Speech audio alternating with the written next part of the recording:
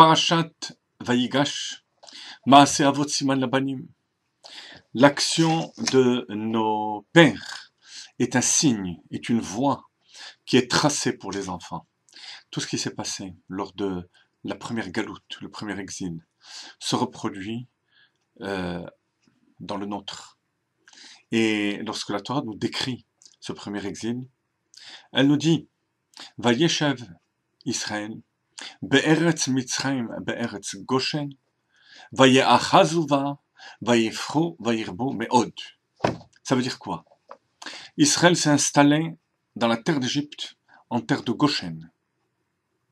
Et Vayeachazuva, ils saisirent la terre, ils conquirent cette terre, non pas par une conquête militaire, mais en l'acquérant. En l'acquérant.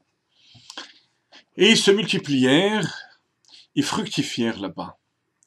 Et Rashi nous dit, de manière très bizarre, il nous dit, Be'eretz Mitzrayim, Be'eretz Goshen. La terre de Goshen fait partie de la terre d'Égypte. Comme si on ne le savait pas. La Torah nous l'a déjà dit, dans le verset 6, que la terre de Goshen fait partie de la terre d'Égypte. Alors pourquoi est-ce que Rashi éprouve le besoin de le répéter? Pour la raison suivante.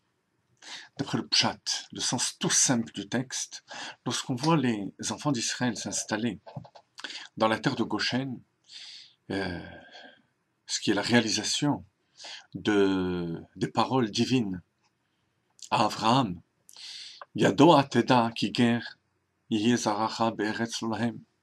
Sache que ta progéniture sera étrangère dans une terre qui ne leur appartient pas.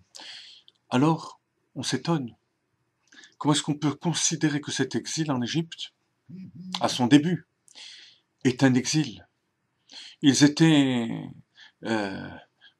propriétaires de cette terre, qui était Chelev Haaretz, qui était le meilleur de la terre d'Égypte. Ils contrôlaient complètement la situation. Alors en quoi est-ce que cette situation est à la réalisation de l'épreuve et de la souffrance de Mitzrayim, du Galut Mitzrayim, de l'exil d'Égypte? Rashi nous le dit en deux mots. La terre de Goshen, qui fait partie de l'Égypte. Même lorsque le peuple juif a toute l'opulence d'une situation brillante, matérielle, et on peut dire même d'un certain point de vue spirituel, dans ce sens qu'il n'y a pas encore de persécution, à ce moment-là, c'est la terre d'Égypte, c'est l'exil. Ce n'est pas la terre sainte, ce n'est pas Eretz HaKodesh.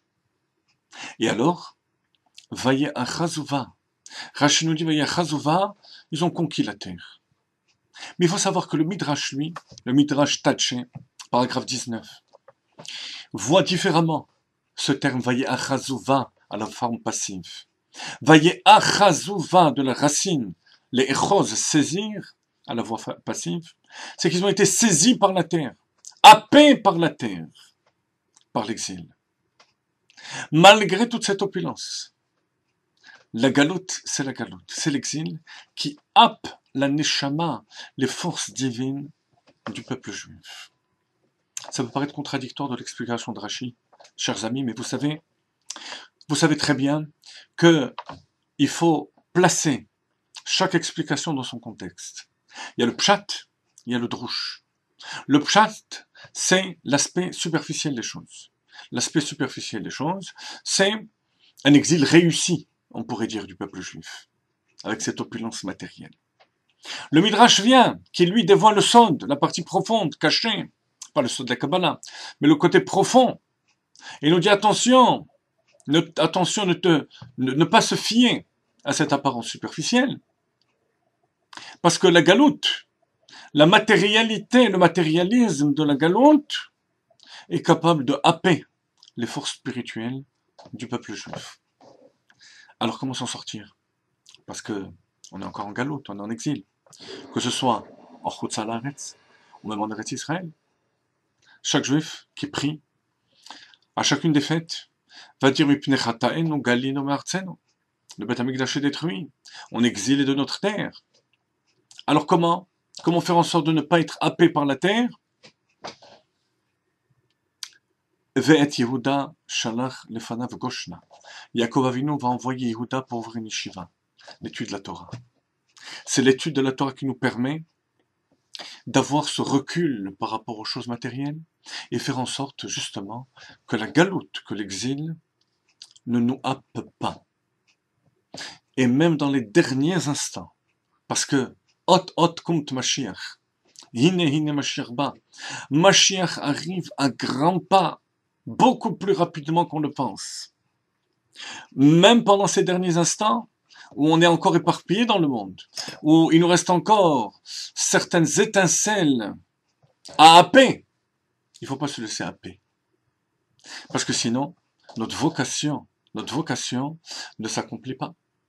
Pour que notre vocation, pendant les derniers instants d'exil, s'accomplisse, il faut avoir ce recul qui permette de happer les étincelles divines pendant les tout derniers instants de la galoute.